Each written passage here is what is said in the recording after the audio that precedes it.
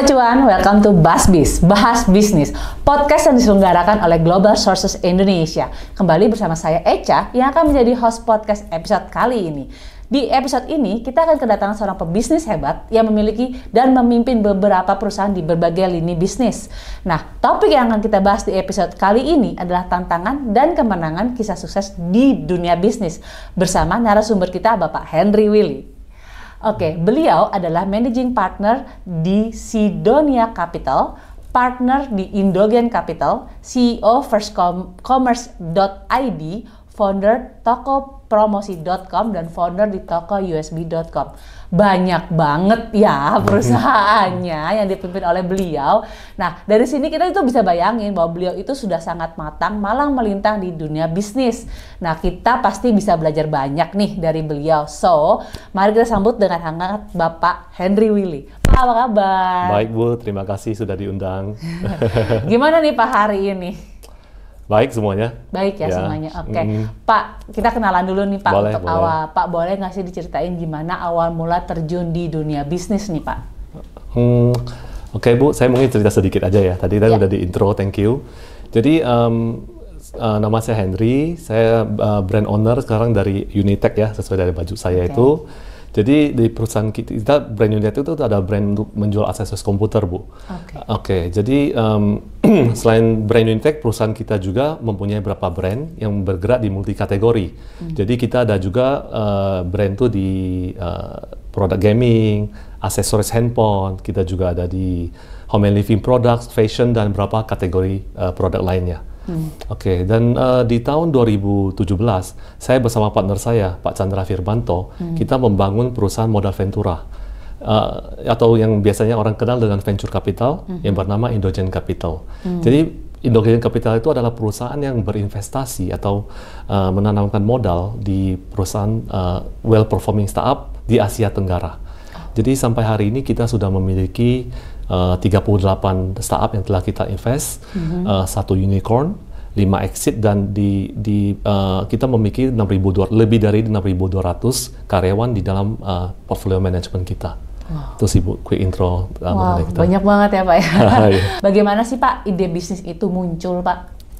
Oke, jadi untuk ide bisnis itu muncul, saya melihat ada 3 hal yang perlu kita lihat ya. Pertama itu adalah kita bisa melihat dari identify problems. Jadi kita bisa lihat dalam kehidupan sehari-hari sebenarnya ada problem apa sih yang bisa kita solve gitu ya dalam kehidupan sehari-hari di masyarakat. Nah, dari masalah yang kita lihat itu kita akan mencari solution. Dari solution itu maka kita bisa dapat ide produk atau ide bisnis gitu Bu. Ini ada ide bagus sih, kita jual webcam dan itu saya udah coba nih di waktu pandemi itu. Kita coba impor ya, karena kita melihat ini ada problem yang perlu kita solve. Nah, kita impor banyak sekali webcam waktu itu dan ternyata bersyukur bahwa laku sekali Bu. Karena semua orang rebutan, nggak cuma anak sekolah kan, orang kerja juga butuh. Karena mereka perlu online meeting kan dengan perusahaannya, mereka nggak bisa offline. Mereka Zoom, mereka Google Meet, semuanya juga butuh webcam gitu. Makanya zaman itu webcam itu sangat populer gitu, rebutan. Nggak cuma waktu kita mau order ke Cina, itu juga rebutannya luar biasa. Karena nggak cuma Indonesia yang butuh, karena seluruh dunia juga butuh webcam gitu. Itu karena melakukan hal yang sama ya Pak. Benar, menghadapi pandemi yang sama kan. Kedua nih, tadi yang pertama kan identify problem. Yang kedua itu adalah kita bisa follow your passion and skills. Jadi kalau yang ini kita tinggal tanya 2 pertanyaan. Biasanya saya akan tanya 2 pertanyaan. Pertama adalah what do you enjoy doing? Kedua adalah what are you experienced at? Jadi untuk bisa menemukan follow passion and skill, pertanyaan pertama adalah kita tuh sebenarnya enjoy tuh kalau lagi ngapain sih gitu ya. Nah, yang kedua adalah kita tuh punya expertise tuh sebenarnya pengalaman itu ada di mana gitu loh. Ada di skill kita sebenarnya ada di mana gitu. Jadi biasanya orang kalau build satu bisnis ya yang sesuai dengan passion dia, sesuai dengan expertise dia itu, biasanya peluang untuk sukses itu lebih tinggi. Dan along the way ketika dia journey itu, dia akan sangat enjoy gitu. Nah, ini saya bisa kasih contoh juga dari pengalaman saya pribadi ya Bu Echa ya. Karena saya tuh kalau ditanya passion, saya dari kecil tuh suka tech. Jadi memang suka teknologi lah. Emang dari dulu ya Pak ya? Dari waktu kecil aja suka teknologi, main game, segala konsol saya cobain, game komputer saya cobain, semua aplikasi yang kayak dulu ada namanya print shop, buat start, nggak tahu mungkin saya udah terlalu tua untuk mungkin Bu Echa waktu itu belum lahir. Karena itu aplikasi jadul itu, tapi saya waktu kecil saya suka karena saya suka tech, saya mencoba-cobanya gitu ya. Nah akhirnya pada waktu kuliah juga saya juga kuliah di teknologi, di computing gitu ya. Jadi memang sukanya tuh memang dari kecil sampai kuliah juga teknologi. Tapi saya benar-benar setuju Bu dengan satu quotes bahwa a comfort zone is a beautiful place, but nothing ever grows there. Jadi zona nyaman itu suatu daerah yang sangat indah, benar indah, tapi tidak ada sesuatu yang bisa bertumbuh di sana. Tadi identify problem, follow your passion and skills. Ketiga itu adalah market research. Jadi waktu di Cina kan waktu sekolah kan saya punya banyak waktu luang ya Bu ya. Jadi akhirnya di waktu luang itulah saya gunakan buat market research karena memang tujuan utama saya kan memang mau mencari bisnis ke sana. Nah, dan menurut pengalaman saya yang bisa sharingkan, yang paling bagus, yang terbaik adalah untuk mencari inspirasi ide bisnis itu adalah pergi ke pameran. Itu paling trend gitu ya. Dan tentu saja pameran yang terbaik adalah Global Source. Pesan sponsor. Nggak bercanda. Iya. Harus Pak. Ya siap. Nah benar gitu. Karena kan memang saya suka elektronik kan. Karena pameran terbaik kan memang Global Source gitu ya. Nah akhirnya saya keliling-keliling, akhirnya saya dapat ide. Akhirnya saya memilih untuk jual aksesoris komputer. Gitu Bu. Jadi akhirnya dapat ide dari sana. Nah, produk yang saya jual waktu itu kan masih produk jadul ya. Zaman-zaman itu kan akses komputer masih sangat jarang di Indonesia. Makanya saya lihat ada peluang nih. Orang dulu bisnis komputer tuh banyak jualan PC, unit gitu, laptop, komponen, hardware. Tapi yang main aksesoris itu masih sangat minim gitu ya. Nah, saya mulai ada peluang. Makanya saya coba kita jual namanya MP3 player, ada USB flash disk. Begitu ya. Iya, USB banyak barang USB, makanya toko saya dulu namanya toko USB gitu ya. Makanya pada produk USB gitu banyak. USB card reader, USB mouse dan lain-lain. Ada juga kita jual namanya infrared. Mungkin anak-anak sekarang udah bingung infrared itu apa gitu ya. Karena itu infrared itu dulu alat yang buat transport data. Misalnya ya kan kita dari handphone mau transfer tuh perlu infrared yang gede-gede. Benar, nah, Ibu masih tahu berarti. Nah, itu dulu laku banget waktu itu ya. Nah, jadi kita selain ke pameran kita bisa menemukan ide bisnis, menemukan produk, kita juga bisa melihat trennya di pameran ya, seru ya. Jadi kita bisa ngomong langsung dengan supplier-supplier juga, kita bisa belajar dari mereka. Dan yang menurut saya menarik juga kita ke pameran adalah kita bisa learn from industry experts. Ya, di sana kan biasanya pameran pasti ada seminar kan? Betul. Benar, kayak di Global Source pasti ada juga. Saya udah cek topiknya tuh menarik sekali. AI for business. Yang nanti April. Keren banget. Karena kan AI sangat booming, happening sekarang ya. Nah, banyak orang bingung sih, AI itu gimana sih gua aplikasi ke bisnis saya. Nah, nanti kan ada tuh AI for business kan seminarnya. Udah itu e-commerce trend and tactics gitu-gitu. Nah, itu menarik sekali kita bisa temukan di pameran gitu. Makanya salah satu habit yang saya selalu share pada teman-teman tim saya juga bahwa satu habit yang harus kita bangun adalah never stop learning. Jangan pernah berhenti belajar.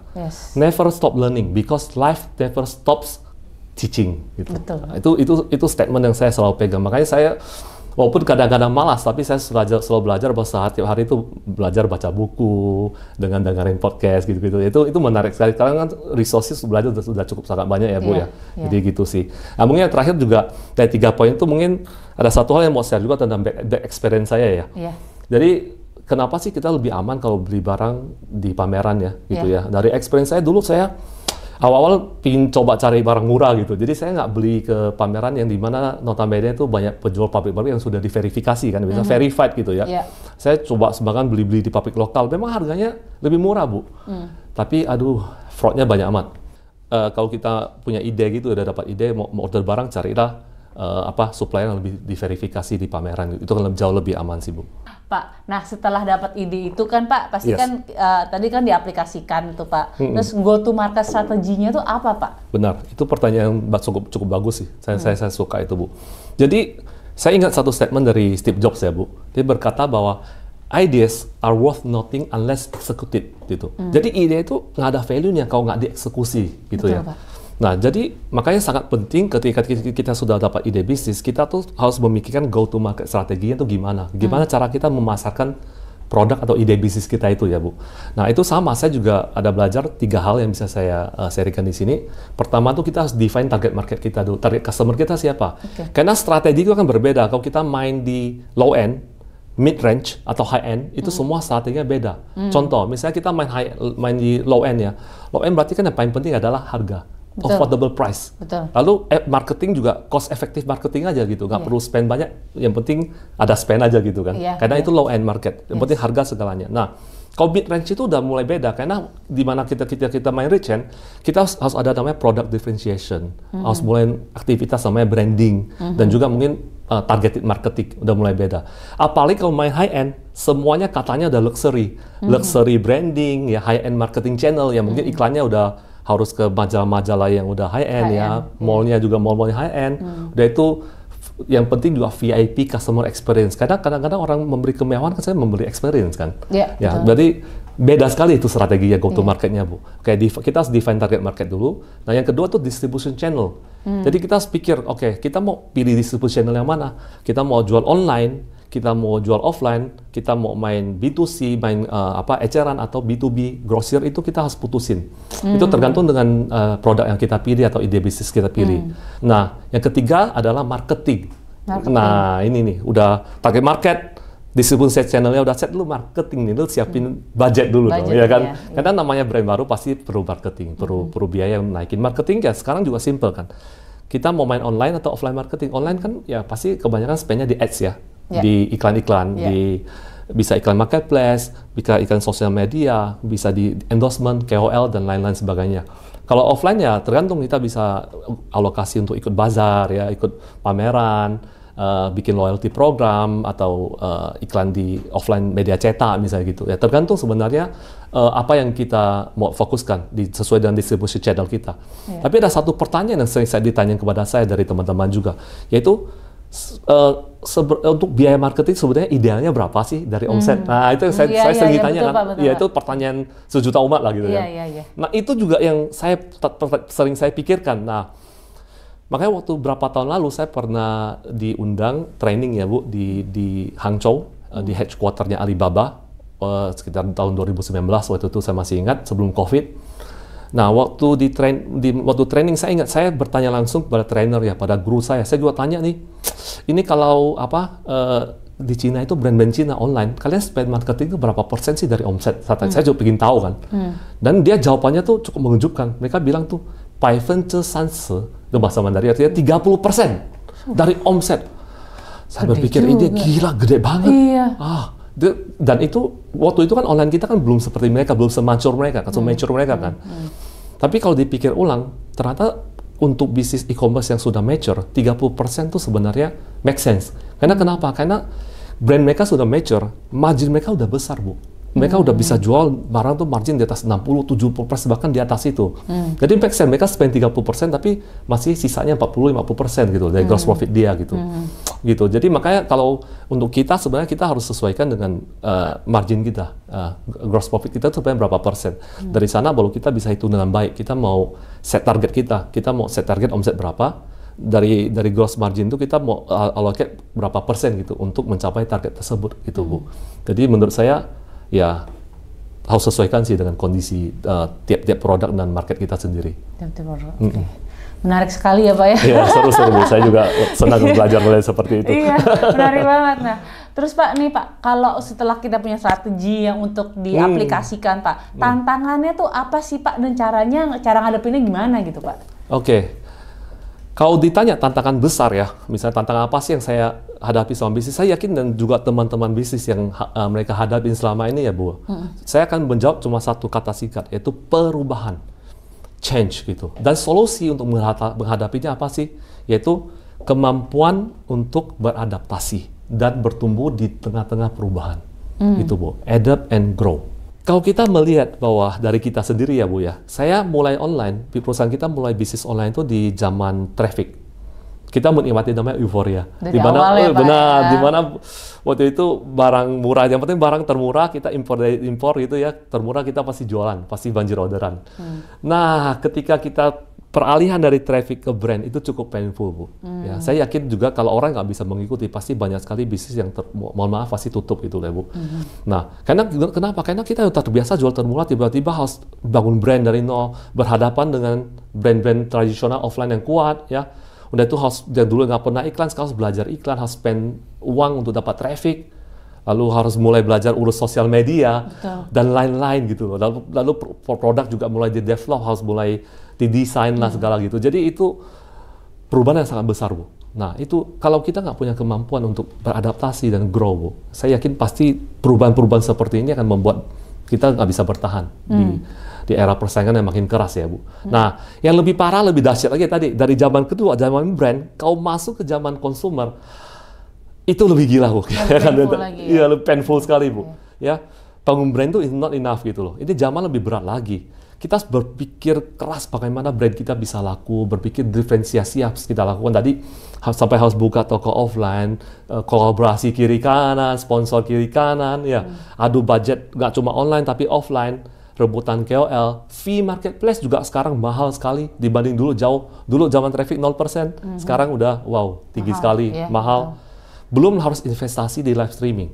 Ya kayak di kita tahun lalu karena kita udah tahu kita udah di zaman ini.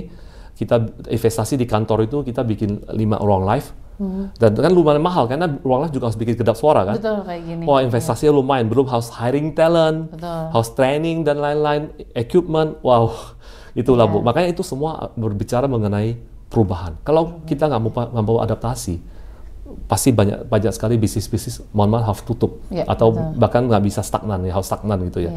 Nah, makanya saya setuju banget dengan satu statement yang saya pernah baca. The only thing constant in life is change. Benar. Jadi salah satu hal, ironisnya, salah satu hal yang pasti dalam hidup adalah perubahan. Iya, betul. Jadi saya percaya sebagai entrepreneur, Bu, kemampuan untuk beradaptasi dan bertumbuh dalam menghadapi perubahan itu merupakan faktor kunci untuk bisa sukses di dalam berbisnis. The ability to adapt allows businesses to navigate and embrace changes effectively gitu loh. Jadi kemampuan untuk beradaptasi dan bertumbuh memungkinkan bisnis untuk bernavigasi dan menerima perubahan dengan secara efektif gitu. Baik itu perubahan tren pasar, perubahan teknologi atau tuntutan pelanggan yang makin hari makin berkembang ya. Kalau bisnis yang mampu beradaptasi dan bertumbuh, saya percaya bahwa akan terus berinovasi dengan strategi, produk, layanan yang relevan ya. Maka kalau menemukan badai perubahan sedahsyat apapun di hari depan, bisnis itu pasti bisa bertumbuh dan terus berkembang dengan pesat, Bu. Ya, betul, Pak. Setuju saya. Nah, Pak, kan kalau tadi Bapak bilang kan kita udah di istilah Indonesia udah di stage 3 nih, Pak. For the upcoming changes nih, apa yang akan terjadi nih, Pak, di depannya, Pak? Saya merasa zaman ini akan cukup bertahan lama sih, Bu. Oh, gitu. Karena kita masih di awal zaman ini. Jadi, dan waktu terakhir saya cek di Cina juga mereka masih mirip dengan kita. Cuman mungkin perbedaannya adalah mereka lebih mature aja sih, Bu. Jadi fee misalnya mau buka toko di Cina udah sangat-sangat mahal. Lalu fee jualan online juga mahal. Lalu dari segi produk juga mereka udah main kebanyakan level-level produk premium sih, Bu.